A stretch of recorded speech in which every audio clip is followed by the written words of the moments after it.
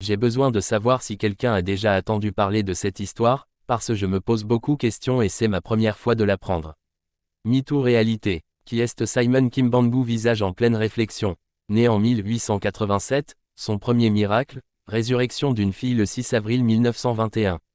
Après une série de miracles, il est arrêté le 12 septembre 1921 avec la complicité de l'Église. Il est condamné à mort mais ne pouvant mourir car indestructible, il passa 30 ans en prison. Le 10 septembre 1921, avant son arrestation, fit une prophétie. Le noir sera blanc et le blanc sera noir, les guerres persisteront, le Congo-Brazzaville, Congo-Kinshasa et l'Afrique seront libérés. Les décennies qui suivront la libération seront terribles. Les premiers gouvernants africains travailleront au bénéfice du blanc. Ils entraîneront sur le conseil du blanc les populations aux guerres entre elles. La misère s'installera. Beaucoup de jeunes quitteront l'Afrique chercher le bien-être au pays du blanc. Il faudra un certain temps pour que l'homme noir acquiert sa maturité spirituelle. Celle-ci permettra d'avoir son indépendance matérielle.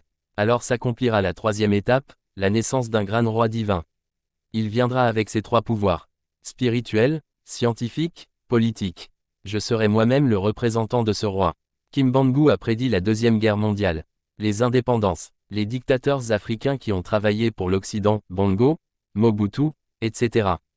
Les guerres civiles, la famine, la mort des vrais leaders africains, Sankara, Lumumba, etc.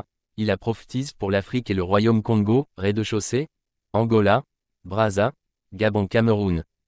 Kimbangu a été tué plusieurs fois après sa sentence mais revenait toujours à la vie, ainsi on l'a.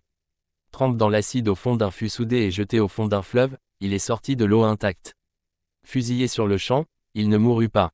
Attaché à une pierre et jeté dans l'eau, il sortit du fleuve Congo. Durant ses 30 ans de prison, Kimbangu a été vu dans plusieurs villes du Congo, en Afrique et même en Europe.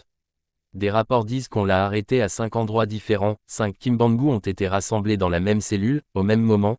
Un jour après sa mort, il est venu à la cérémonie des Belges qui célébraient sa mort. 9 mois après sa mort, il est resté pendant 8 jours avec ses fidèles avant de remonter au ciel dans une boule de feu.